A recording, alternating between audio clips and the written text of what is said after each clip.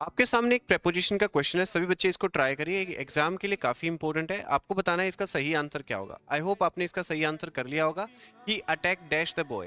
तो जहां तक मुझे लगता है आपका जो आंसर है वो ऑन रहा होगा, लेकिन इसका आंसर ऑन नहीं है। This is the wrong answer. इसका सही आंसर होगा नन ऑफ दीज, या फिर बोल सकते हो नो प्रेपोजिशन। इसके अंदर हमें कोई प्रेपोजिशन लगाने की जरूरत नहीं है। क्या आपका आंसर सही हुआ है? जल्दी से कमेंट करके बताओ। और इसी पे बेस एक क्वेश्चन और करते हैं।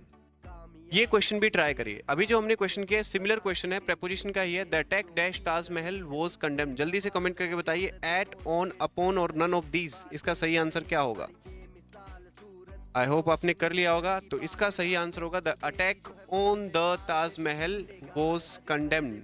ताजमहल पे जो अटैक हुआ था वो कंडेम किया जाता है, क्रिटिसाइज किया जाता है। इसका आंसर रहा ऑन। तो ऐसा क्यों हुआ सर? अभी तो जो क्वेश्चन किया था अटैक्ड, इसके अंदर तो हमने नन ऑफ दीज लगाया है ना, लेकिन यहाँ पर हमने अटैक के साथ ऑन लगा दिया। ऐसा क्यों हुआ? तो इसके लिए सिंपल सी ट्रिक आपको ध्यान रखनी है। जब कभी भी ये जो वर्ड अटैक है ये अगर नाउन की तरह सेंटेंस में काम करें तो इसके साथ हमें प्रेपोजिशन लगानी चाहिए, और जब कभी भी ये वर्ब की तरह काम करे तो इसके साथ हमें प्रेपोजिशन नहीं लगानी चाहिए। तो हमें पता कैसे लगेगा? देखिए सिंपल सी ट्रिक है। जब भी article the, a an the ऐसे वर्ड दिखे, आर्टिकल कौन कौन से? ए एन द, अगर ये मिलते हैं तो ये नाउन के लिए आते हैं। और ये देखो सेंटेंस में नाउन का काम कर रहा है तो इसके साथ हम ऑन लगा रहे हैं।